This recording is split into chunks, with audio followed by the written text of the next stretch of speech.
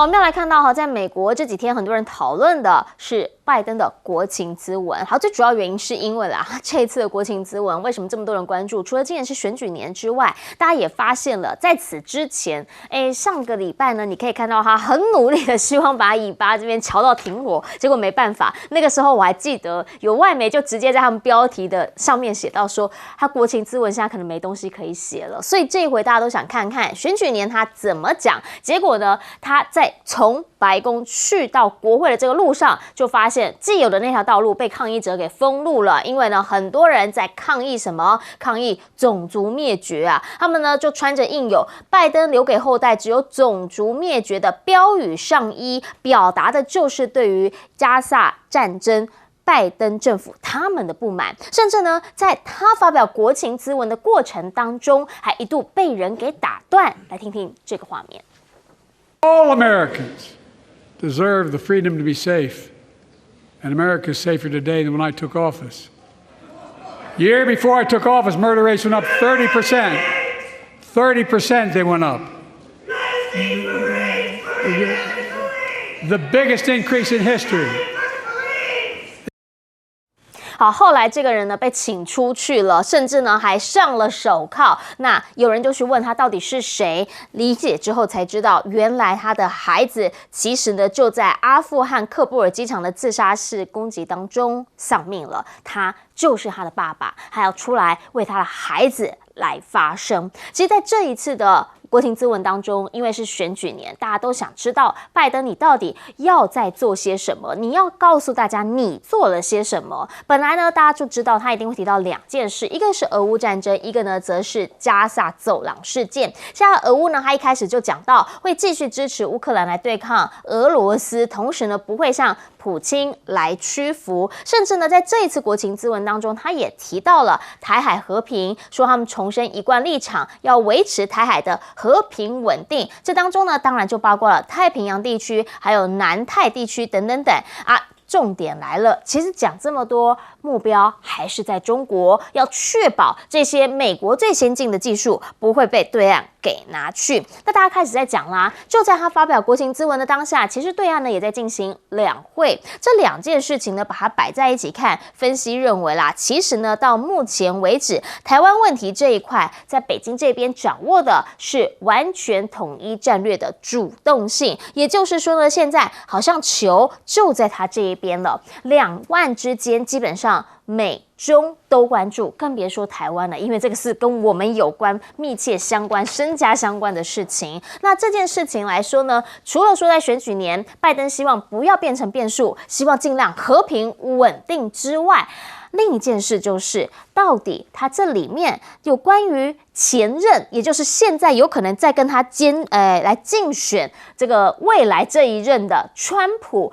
有人说他没有提到他的名字，好，可是一直在抨击前任，前后后有13次，68分钟的时间里面，他打了对方13次，甚至还呛说他只有在选赢的时候才爱国。也因此呢，所有的媒体都评论说，这应该就是有史以来最具有政治选举色彩的一次国情咨文年度演讲之一。那后面的这个众议长呢，基本上是共和党的，说呢看起来脸色真的很糟糕，是最糟糕的扑克脸。至于川普本人，据说呢是在他的湖滨山庄这边呢来同步观看，同时呢他也炮轰这个是史上最糟的国情咨文，直接呛他是美国之耻。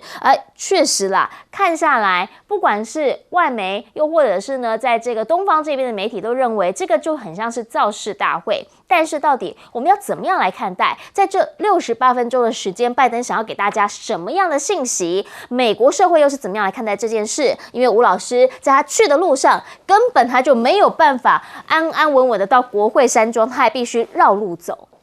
其实我们知道拜登他面对很大的压力。选到目前为止，他的声望一直起不来啊。然后在这个3月5号的超级星期2号，当然了，拜登跟川普都很少对手，那川普更是把那个 Nikki Haley 整个 KO 掉，对，然后宣布说，他其实川普已经说他在竞选初期说他要在3月5号直接海放那个 Nikki Haley，他先放话，没想到真的可以达成。那拜登看到眼里，当然会紧张。而且在6大摇摆州哈，除了宾州还在那边跳来跳去，我在观察宾州啦哈，因为宾州是这个拜登的故乡。除了宾州有时候跳来跳去之外，大概的几个摇摆州哈，川普10拿9稳。那基本上如果在美国大选拿到摇摆州的候选人，基本上他当选几率很大。这是为什么拜登这一次的国情咨文哈，变成一个很像造势大会。基本上国情咨文应该是推销自己在过去这3年的任期哈。到底做了些什么事情？特别是在选举前，他要把他的经济问题，他有说啦，就业率降低啦，经济变好啦，美国史无前例的好啊，而且什么我们正在上升啊，讲了很多这个。问题是他的主要对手，主要的论调还是在攻击这个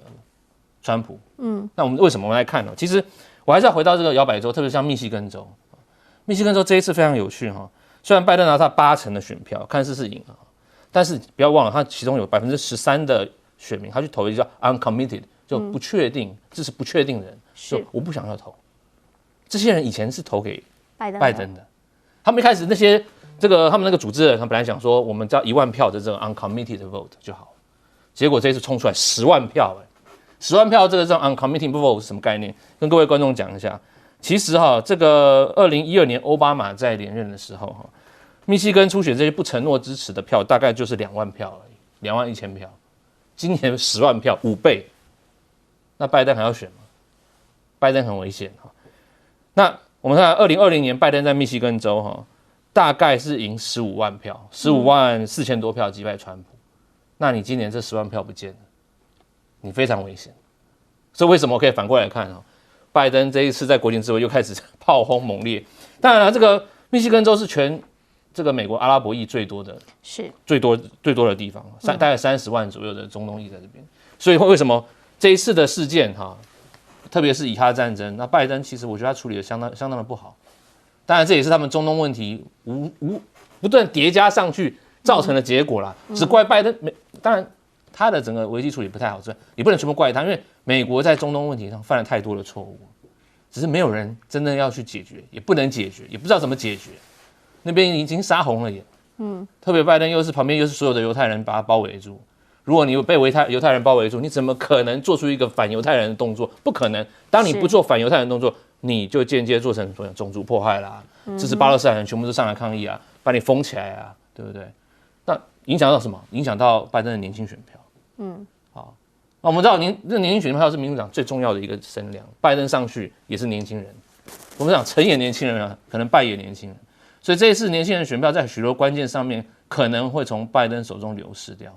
特别我们讲，不管是这个所谓种族灭绝也好，我们这个以哈战争也好，乌克兰战争也是个议题啊。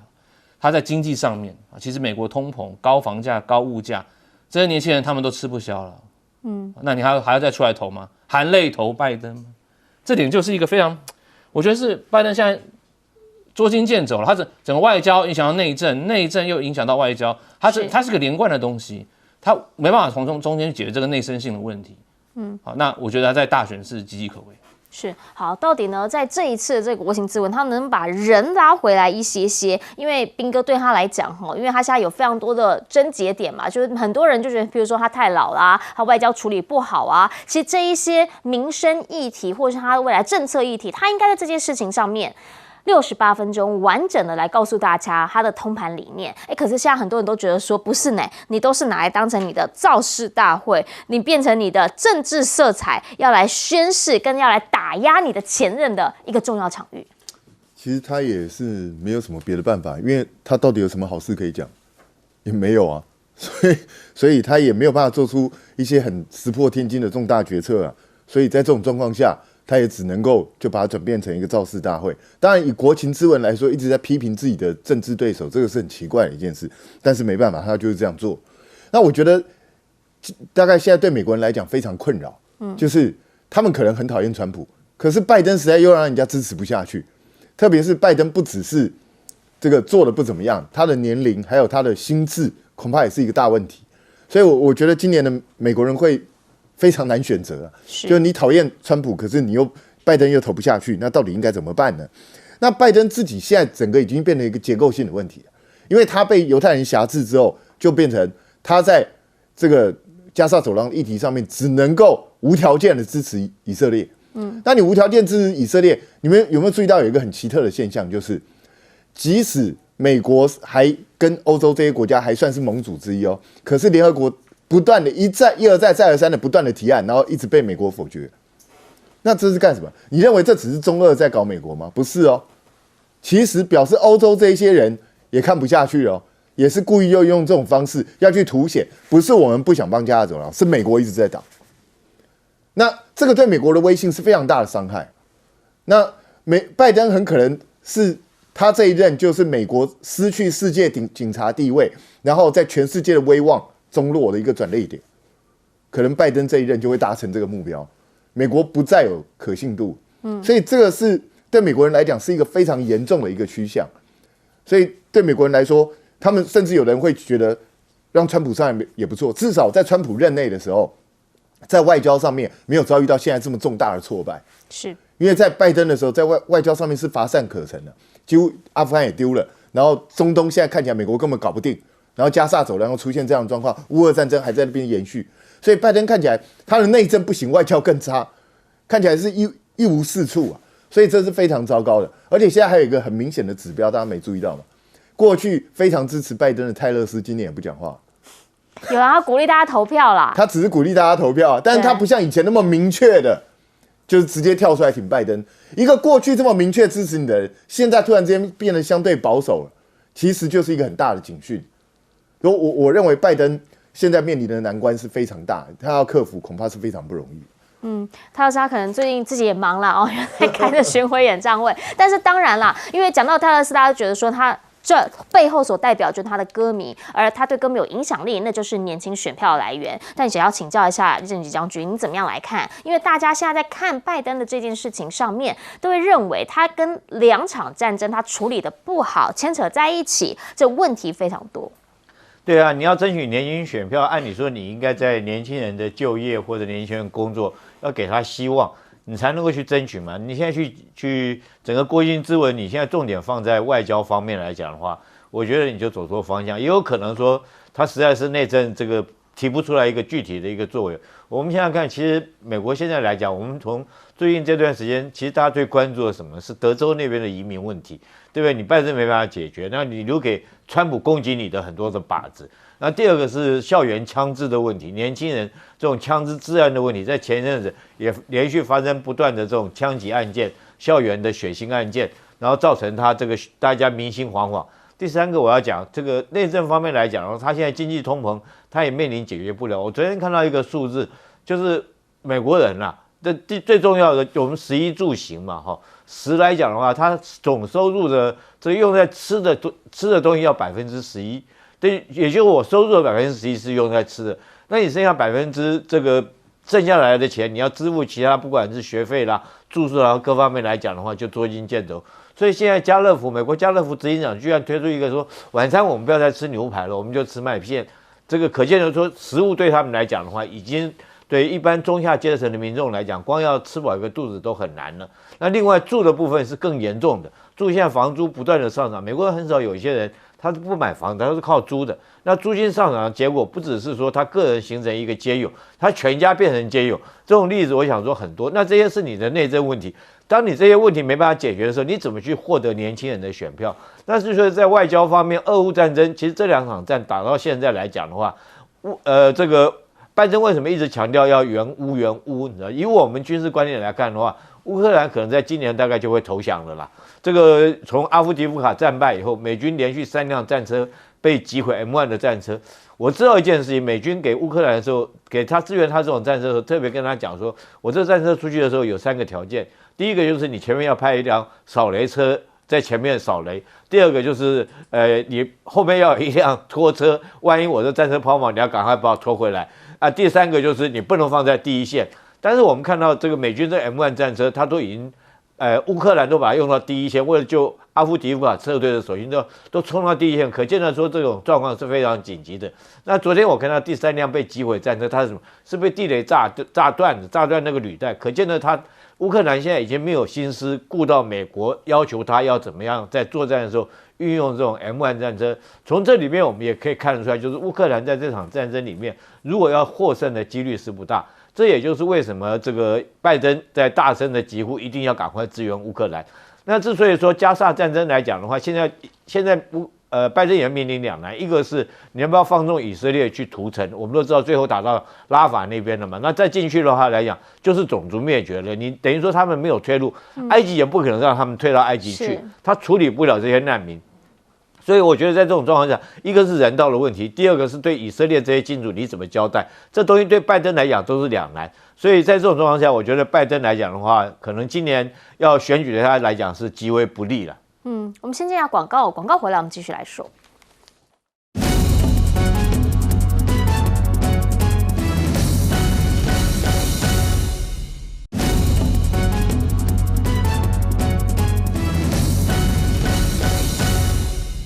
好，我们刚才说美国螺丝要拴紧之外，这家公司螺丝也得拴紧，就是波音。好，我们刚刚在广告期间还在讲，用台湾人的观点，就是这扣零爱最盖，为什么？太夸张了，5天3失误，而且是非常严重的失误。直接透过画面来看吧。首先呢，3月8号，好，当时呢大家就在问波音，怎么这个民航机有办法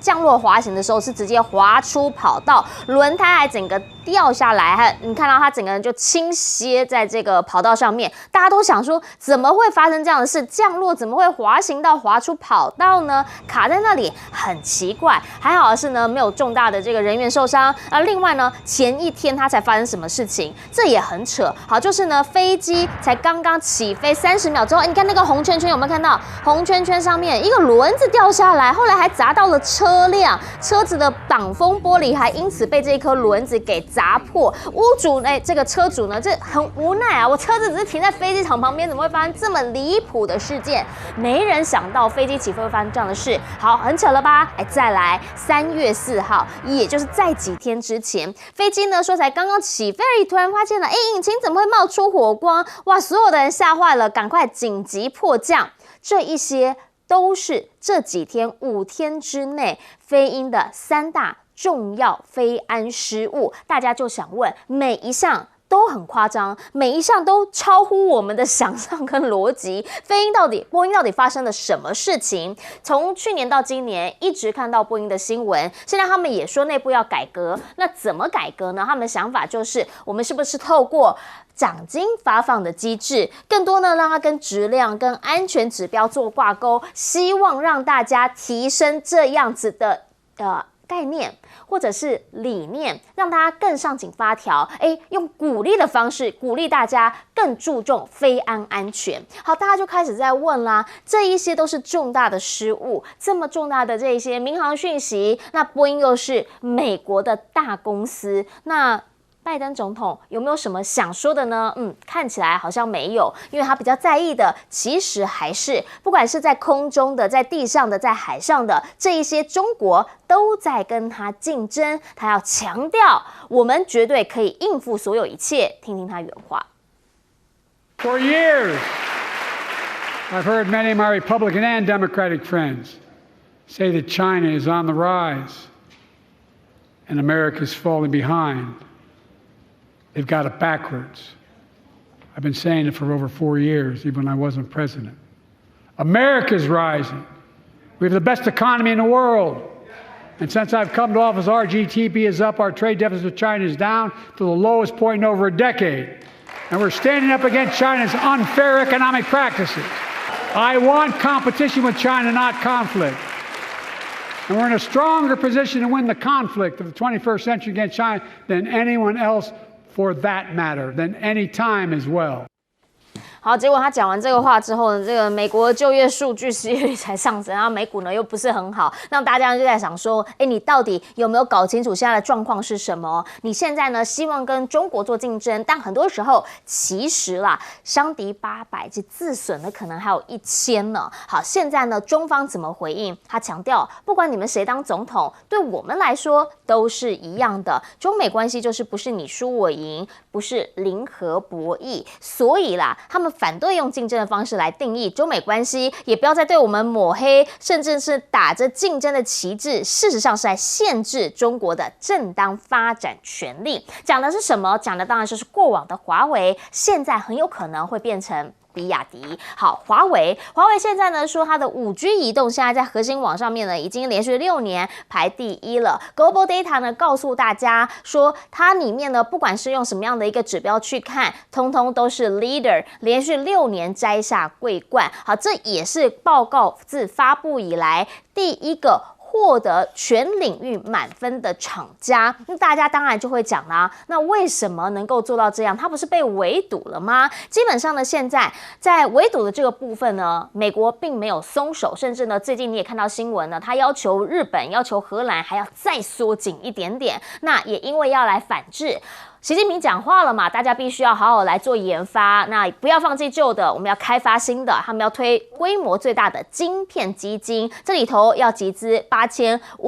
亿元，全部都要用来发展尖端技术，也就是说，未来不要再被卡脖子。彭博社直接讲啦，说现在的华为跟中兴啊，基本上已经在搬进之前，就禁令颁布之前，他们就用美国的技术来造出了7奈米。好，这个是呢匿名消息人士、业内人士所提供的讯息，但是美国商务部的讲法是说，基本上啊，到目前为止都还没有任何证据表明中兴是有办法产生7奈米晶片的，没有任何的证据。包括雷蒙多他在听证会里头也都是这样说。但是呢，确实他现在是有出来这个 Mate 60了，大家就在问他到底是用什么样的方式来做出更先进的晶片，而且就他现在的这个量产度来看，感觉它也取得了一定的稳定程度了。这一些都是美国非常在意的。回过头要请教彬哥了，美国在意的事情很多，但是看起来啦，波音这几年来所发生的这些事情，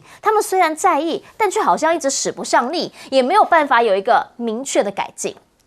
我觉得波音是一个系统性结构的问题啊，就是如果你不相信它是犯太岁的话，那它应该就是系统性的问题，因为它不是只发生在一个机型，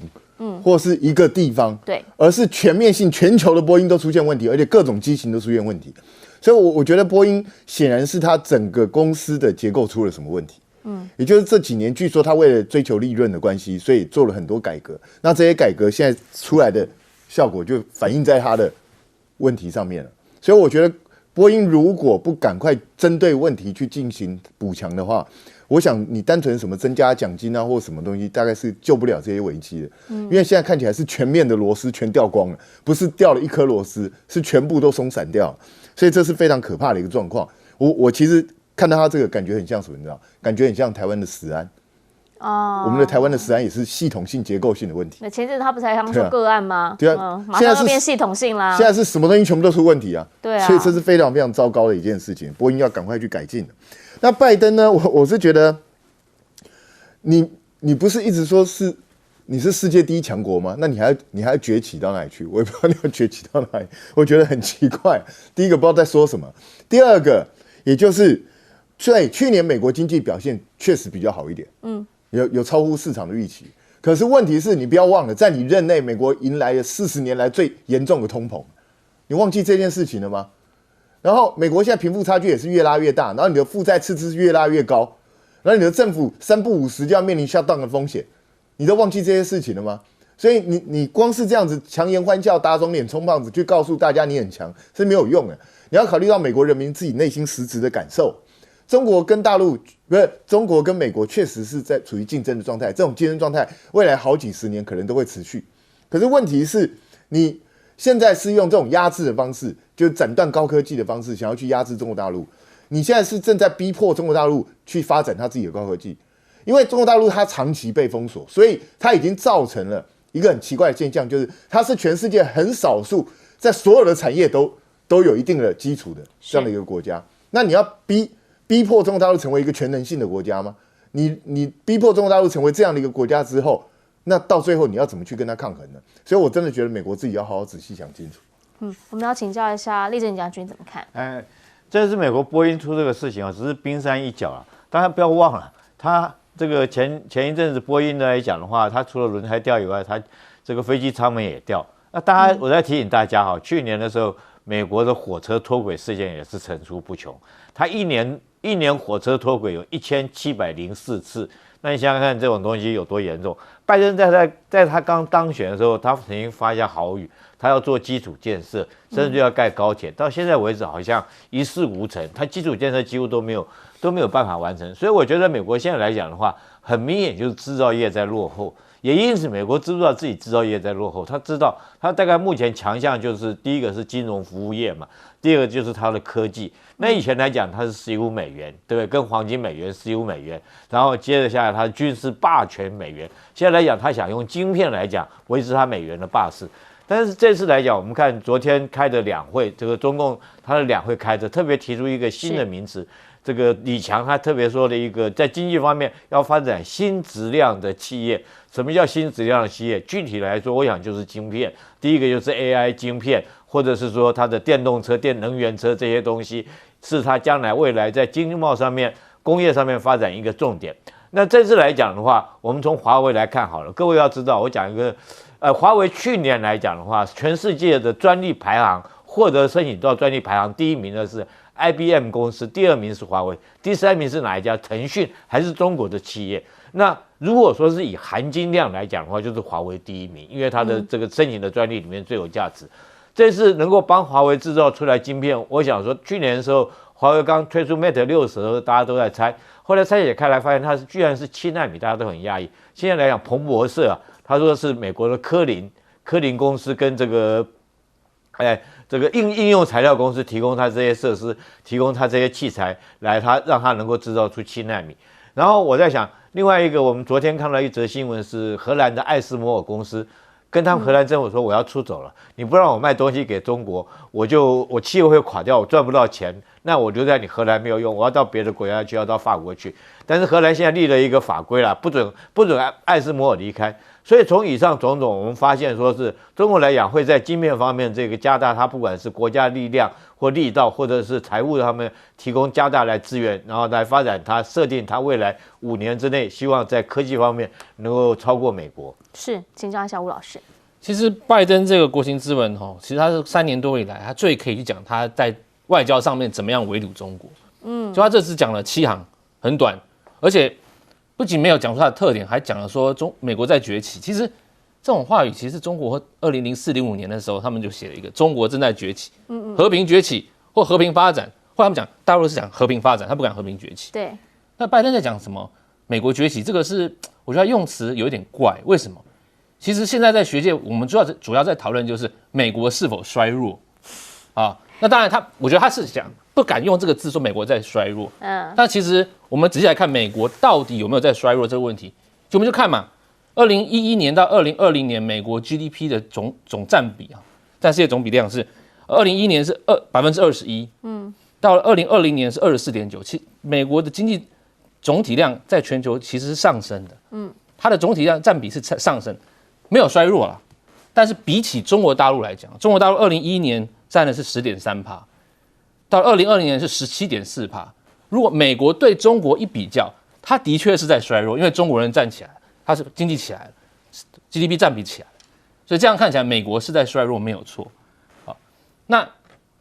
不管是经济上面、科学上面、科技上面，我们讲的军事工业上面，美国都还是处于领先的地位啊。所以我基本上如果没有这个问题说美国是否在衰弱，它的总体的可能比起以前，它可能衰弱一点，但是它还是世界强权的地位。但是我们怎么拜登会用说美国正在崛起，这点我们就觉得非常吊诡，听起来会让所有的观众也无礼物啦。那坦白来讲，美中竞争是一个常态性，竞争中也有合作，也是个常态性。是，特别到了大选年拜登他不想把这个话讲得太死，毕竟过去从布林肯、耶伦、雷蒙多气候大使都去访中了然后美中之间建立起一些默契，特别在红线上面的默契。这点上面，所以拜登会讲说，这一次说我们与中国是竞争，要在竞争中取得胜利，但不求冲突。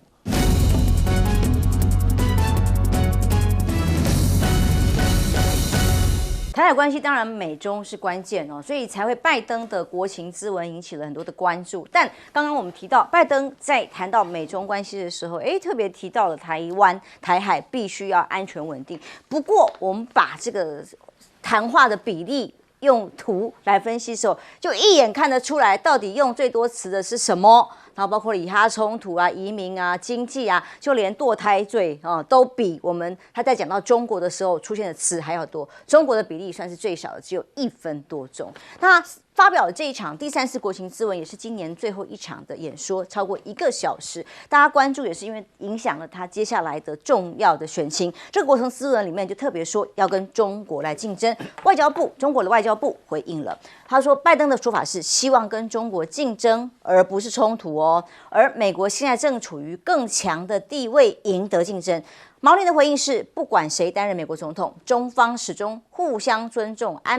和平共处、和平合作共赢的原则是一样的，要这样来处理中美关系。但显然现在很难真的这么的和平理性，很多的攻击跟冲突性的语言越来越多。例如，就连中国大陆的这个法国的驻大使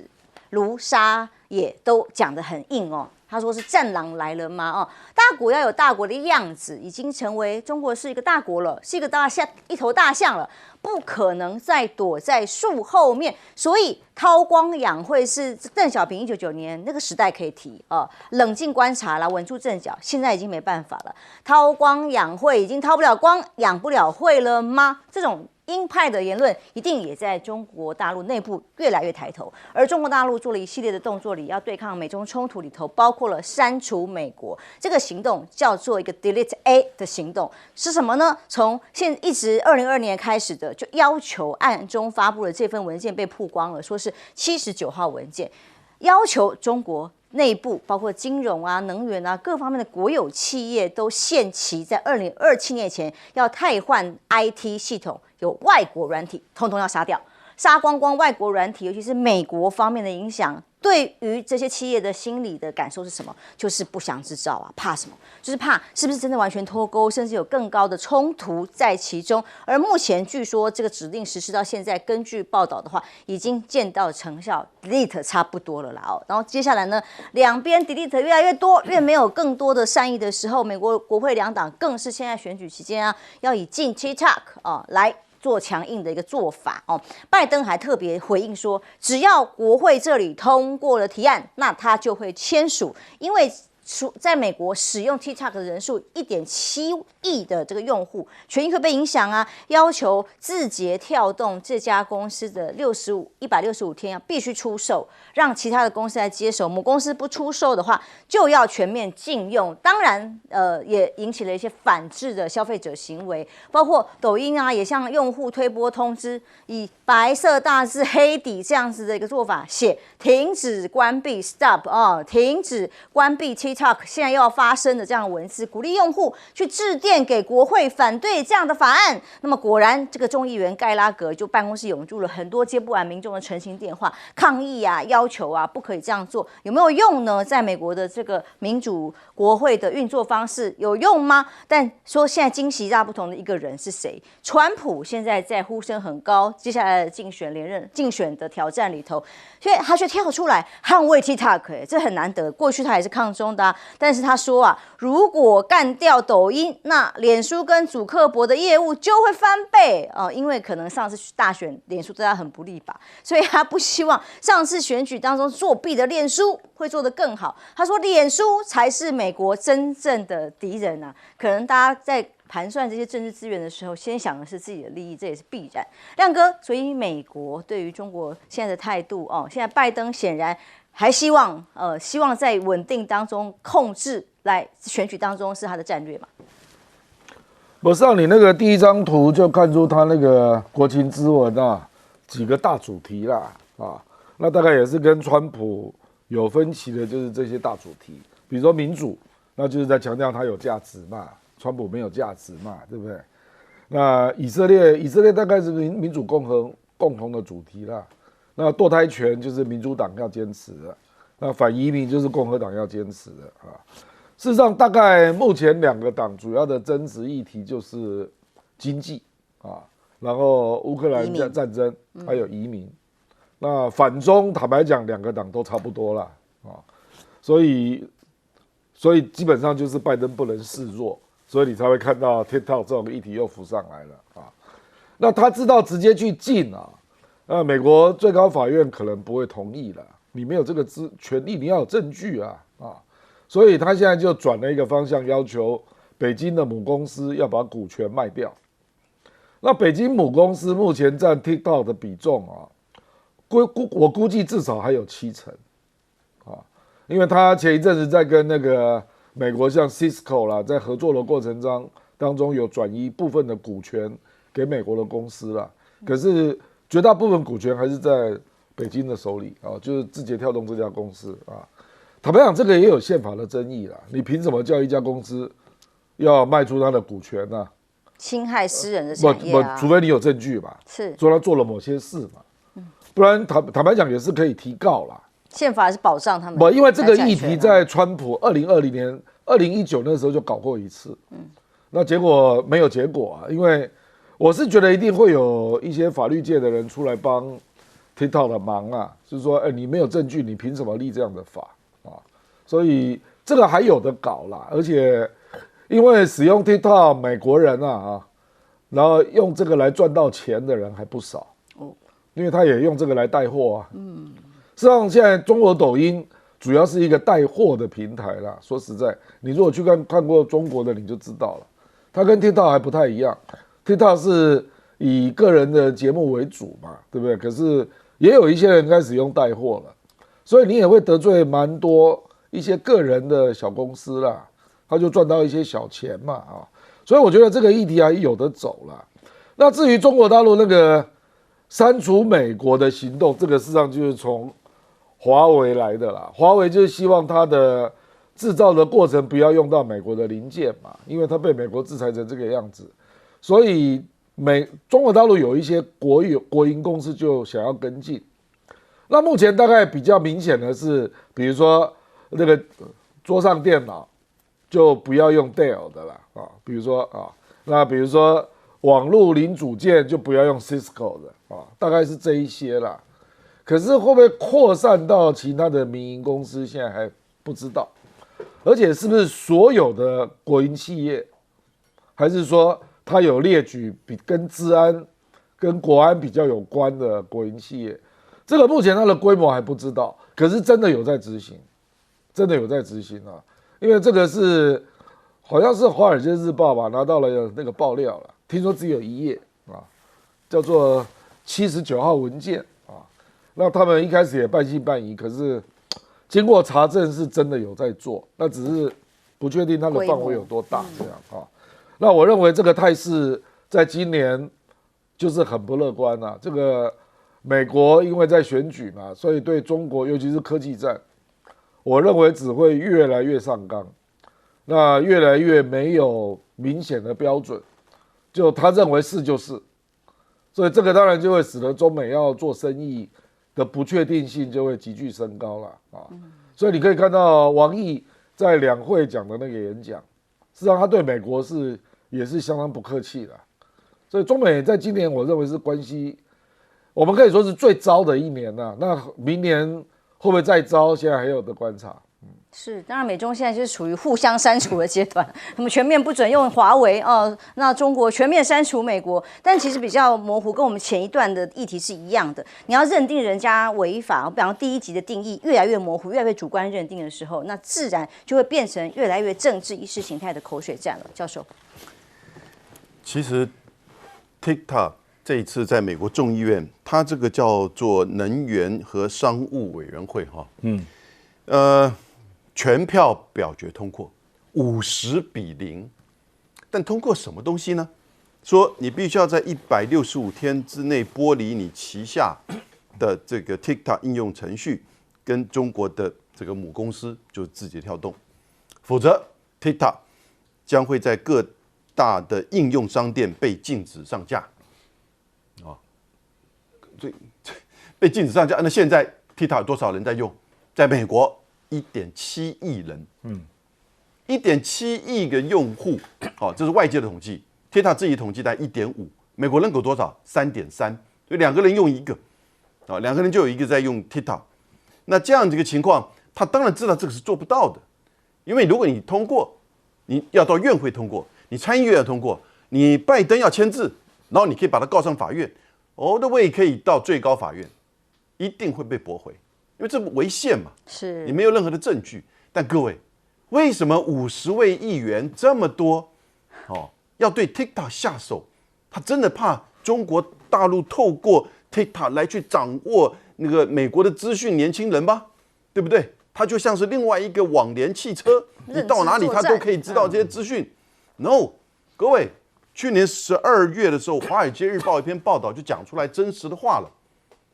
TikTok 是上面呈现最完整加沙战争的这个所有的一切。《华尔街日报》在去年12月告诉我们说，我们的年轻人上了 TikTok 就马上看到这个加沙战争所呈现出来的这些这个层面，但不是我们应该要告诉他们的，应该要告诉他们是哈马斯怎么样去实行恐攻哦。然后呢，到了你就看到了，在今年2月份的时候呢，就有文章在提到哦，这个 TikTok 事实上是教育我们美国这个对于所谓反犹主义的扩大，因为它太真实的呈现，所以就后来 TikTok 的这个董事长不是在美国参议院接受质询的时候出现那个糗状吗？哦，那个叫做 Josh Cotton 啊，自己都搞不清楚，你有没有 Tom Cotton？ 你有没有中国国籍？你有没有什么问了一大堆，自己搞不清楚？但是呢 ，TikTok 还是退让了。他后来在那个点击的数量上把它给拿掉了，因为它会数量上会呈现说，它会帮你推，然后会告诉你说，哪一些影片是受到重视的。各位，美国的议员之所以在追杀 TikTok， 除了因为是它背后是中国大陆的母公司之外，现在这个根本不可能真的成案，所以才会50-0。关键是它对于整个这个加沙事件，对于犹太集团在美国的影响力会产生很严重的侵蚀。美国犹太全国委员会在他的网站上就很清楚，那这一次的超级星期二，他新支持的就有32个美国民主党的众议院议员，他说全部当选，有多少？有10个是西班牙裔的，有多少？有10个左右是这个进步派的，他都把它列出来。然后他是后面的一句话，我们非常高兴支持以色列的民主党这个议员能够继续的连任。32个虽然不多，但是他显然是挑的这个重要的关键。所以这里面呈现的是美国的真正的深层政府。深层政府什么意思？就真的在操作影响这个国家决策，而你看到的表面也许是一个美中之间的对抗，但里面呢，可能是另外一个更深层、更复杂的东西。将军，美国跟中国大陆之间，除了这个刚才所讲的 TikTok 这些软件之外，我认为还包括了这个经济这一方面的竞争，因为美国的这个国债今年从34兆开始，34兆美元到今年年底可能就是突破37兆美元，因为它的国债利息的增加，还有它的贸易逆差，会造成美国的这个国债的压力会越来越大。那这样，美国在经济这一方面的话，表现可能跟中国大陆之间的这个贸易竞争，或者是经济上的竞争，或者是科技上的竞争，就会受限，因为这是美国的底气就稍微弱了，因为经济的关系。而且今年是美国的大选年，总统大选年，他要考虑到经济，因为想要连任就要把经济搞好。这样的话，这个美国跟中国大陆在经济这一方面呢，美国会考量的会比较多。第二个就是说，在国际因素，那国际因素的这个目前俄乌战争第3年在打这个以巴冲突，美国已经动用了3次否决权了，要以色列这个停战动用3次否决权，所以我们可以看得出来，美国在这一方面的压力也是蛮大的，而且还包括红海的也门的胡塞组织，还摧毁了这个货轮滚装货轮，都会造成美国在这一方面很大的压力。那这样的话，跟中国在这一方面是不是有时候除了竞争之外，不要忘了会有合作？我认为是这样子。为什么？因为毕竟中国大陆的它是安理会的常任理事国，它有这方面的影响力。那最重要的，我们回到军事这一方面。回到军事这一方面，美国的占全世界的军火市场占40%，全世界每一的国防预算通通加起来，全世界这195国通通加起来2.2兆美元，2.2兆美元，大家知道，将近有1/3是要买武器的。那1/3买武器，那有那个美国占有全世界的武器市场40%，所以美国在这一方面，你看，包含这个俄乌战争，美国武器供不应求，对不对？以巴冲突，西腰拐C5A 的飞机不断的往以色列运以色列所需要的这个武器跟火力是这个样。那我们看我们台湾，我们台湾都订的F16都 delay 1年多了，对，台湾还包括买的这个海马斯火箭还没交货了 ，MI2 还往后交货了，也包括了海上卫士的无人机也延后交货，都受到这个方面的影响。所以我们看美国在这一方面，在这个世界上，如果是有些区域是有争端、是有战争、是有冲突、是有矛盾的状况之下，你看美国那个军工产业供不应求，所以你的单子都要往后面去挪，因为这些马上线上要所要使用都要插单进来，所以你看美国在这一方面，它在军事上还是在这个国际的领域当中，它还算到目前为止还是独占鳌头，而且美国在这方面它会操作，如果没有操作，可能俄乌战争呢早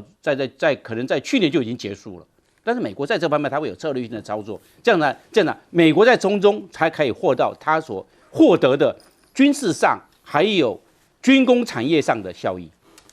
看完美中的关系，来看看中国大陆跟日本的关系呢？这一场很受关注，就是问到饱的唯一一场两会记者会啊，外长王毅唯独被说，只有一个国家的记者没有被点到，叫日本媒体哦。记者会里回应了21题啊，很多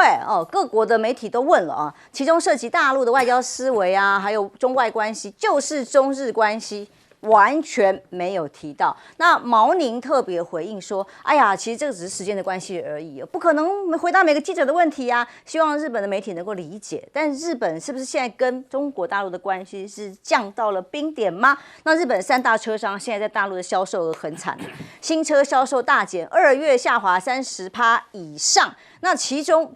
包括了丰田、本田、日产，2月公布出来的资料，在中国境内真的都惨兮兮、惨不忍睹哦，比不上当然大陆自己国产汽车之外，也的确竞争力在各国都在下降，尤其是在中国大陆。那其中有一个比较软性的议题是漫画家鸟山明去世的消息之后，中国大陆倒是很罕见的来发表了哀悼跟赞誉，说他的作品在华深受欢迎啊。这个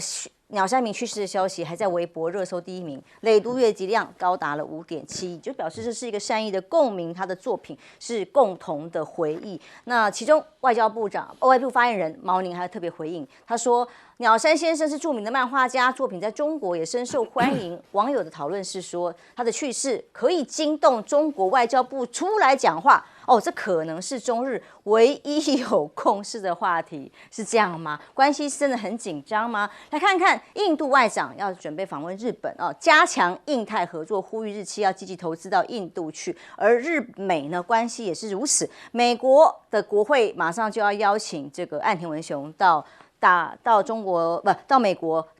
拜登之外，也要在美国国会4月11号进行演说。所以共同社报道啦，那美军接下来日方正考虑美军舰在日本造船厂大规模维修的这个消息呢，就有更多军事上跟美国的回应跟合作。但问题是，每日新闻报道了。现在到底谁最适合担任下一任首相？岸田文雄现任啊，这么大动作要到美国去做更多军事合作的岸田，却只得到了1%的支持度。那么，因为当然自己同党的这个民意代表们也出了一些状况啦，这些消息是蛮负面的。去年11月18号的消息，现在上了各大媒体，也就是说，自民党青年局进基地区的会议上面，居然邀请了5名衣着暴露的女舞者到场，那同时里面有什么嘴对嘴送小费、肢体接触、用手去塞钞票、塞纸类物品、触摸身体等等。重点来了，就是这些行为呢，费用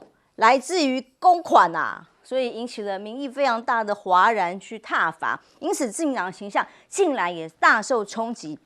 连带了也影响了岸田文雄嘛。那反观日本跟中国关系，似乎现在感觉是冰点啊。其他国家呢，马来西亚跟澳洲呢，马来西亚现在已经重启新高铁计划了，中汽去竞标。那么这一次反而鼓励美国加强跟中国在亚太地区的合作，这是马来西亚总理自己说的。反而日本的公司没有提交方案，过去一直会积极去竞逐相关的这个高铁计划的日本，这次相对的比较安静。而中国还恢复了澳洲的乳制品，记得吗？中澳关系很紧张的时候，红酒啦，各种龙虾都进。现在是已经在农业部长的宣布里头告诉大家，龙虾生产呢已经开始疏滑障碍降除咯，快要消失了，所以开始恢复正常了吗？牛肉跟乳制品面对的障碍也开始缓解了。那尤其比亚迪引领中国电动车要到澳洲去，这个更友善的市场，就代表双方的贸易交流已经越来越友善了。对比之下，日中的关系、中日的关系，是不是却没有办法那么友善跟热络？日本跟中国确实陆续爆发几个矛盾都没有解啦。大家记得的就是那个核污染水的排放嘛，到现在都没有任何退让啊。然后还有菲律宾最近得到了那艘日本提供的海巡船2000吨，不是差点跟中国海警船撞上嘛？那也是日本给的啊。然后日本现在因为美国的造船业落后太远嘛。那即时需要船只的维修，那日本现在可能目前已经盛传了，说美国可能会在日本未来军舰的维修就会在日本，希望能够提供一些处理跟服务啦。日本应该也是答应了啦。那这个当然也是就是严重是美日联盟在对抗中国嘛。那更不要说去年日本通过的那个战略白皮书。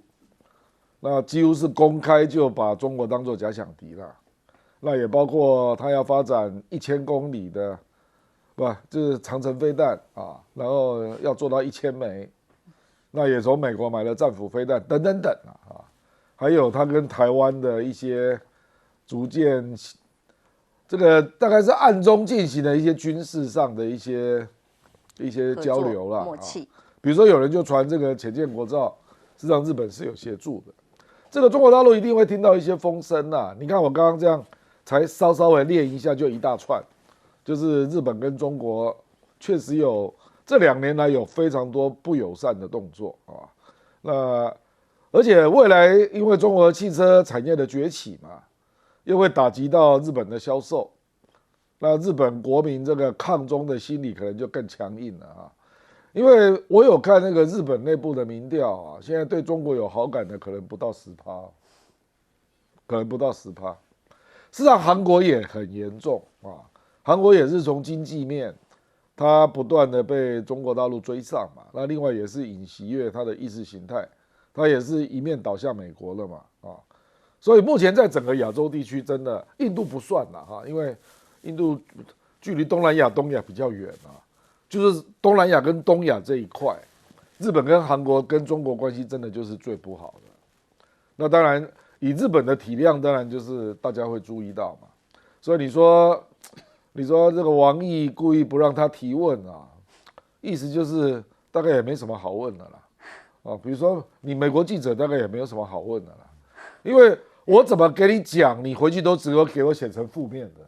就是有这个味道啦哈。这个永明兄是日本通啦，日本的媒体大部分对中国的报道也是负面居多啦，就是我觉得就是这种心理啦，就是说反正你回去都是写我的坏的部分啊，我跟你解释半天有什么用啊？所以这个是很麻烦啦，这个就是双方的敌意螺旋上升，然后也看不到有明显的转圜啊，这个一定要新的领导人上来才有办法啦，就像澳大利亚事实上也是美国结盟啊。那可是这个新的这位领导人他就知道在经贸上还是要合作嘛，所以你就看到他们之间就有一些曙光出现啊。他让比亚迪进来啊，然后他的海产各种农产品可以出口到中国大陆，大概是这样。的确交流越来越多，相较之下，中日关系是相对的低点。休息一下，继续更多深入的讨论。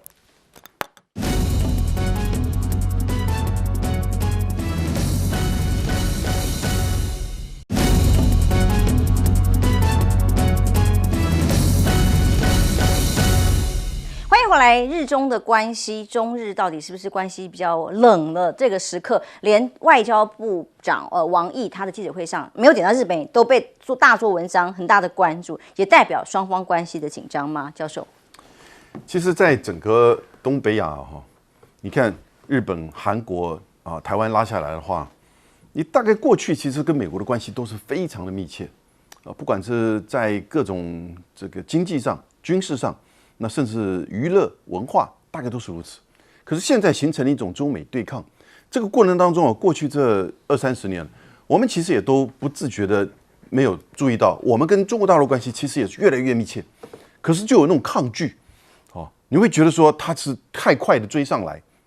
然后同时现在出现中美的对抗了之后呢，你当然选边，你就选一直比较熟悉的这个老大哥。那尤其他又把我们当做这个先锋，因为在太平洋的这一端，毕竟我们可以直接如果真要对抗的话，就当然是作为对抗中国大陆崛起或军事的第一线。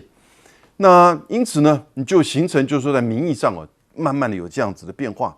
可是真的你把它摊开来看不是只有政治人物主导而已，很多人其实有那个智慧了解到，即使是这个不只是两岸，中日之间也是一样。你看那个经团联，就日本最大的经济的这个团体会长叫石仓雅和。那去年年底的时候，在去年年底是中日和平条约签署的45周年，那是1978年签到现在那他就说，强烈要求中日双方要通过对话增进相互理解，坚持不懈地切实解决目前的问题，甚至要进行首脑之间的高级别的沟通。大家都知道，所以如果说政治人物能够像澳洲一样，能够去这个头脑清晰的话那你就会民间就一下子反应过来。那你现在澳洲的 BYD 那个比亚迪的这个汽车它虽然只有3款的 model 在就是日本在澳洲都一样但是居然在去年澳洲卖了将近12000台，6倍的成长然后呢，高铁是一样，高铁我现在觉得高铁有一个高铁人权了，以今天国际的这种就是说旅游跟这种商务甚至这个交通城市跟城市之间，尤其在人多的这个地方，建高铁是一种权利的。那但是你会不会发现到很多地方、很多国家因为政治的因素，把中国大陆介入参与到高铁的计划做拖延，因为日本的报价成本太高，欧洲也是如此我们台湾跟韩国根本没有什么高铁输出，所以呢，慢慢现在要开放出来，这样马来西亚就做对方向。其实每一个这个人民在人多的地方都可以有这个高铁，就跟你其他的这个交通工具是一样的道理的。休息一下，马上回来。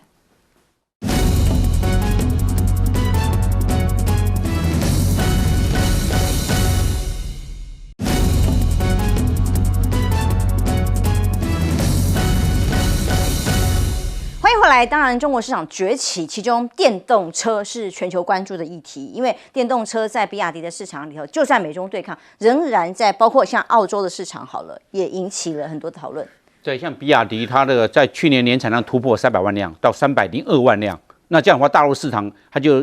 进口从日本进口的日系的车就减少了。同时，比亚迪它今年还外销到美国，那美国的市场也会慢慢被比亚迪所吃掉，慢慢吃欧洲吧，美国应该没有进去。有，美国也将来要进去，会有这个样子。然后在这个状况之下，就变成那个他们要去出口到中国大陆的车市就慢慢变少了，因为中国大陆自己它的内需市场蛮大的，自己的产量也够大，会变成这个状况。那日本这样首当其冲，这日系的车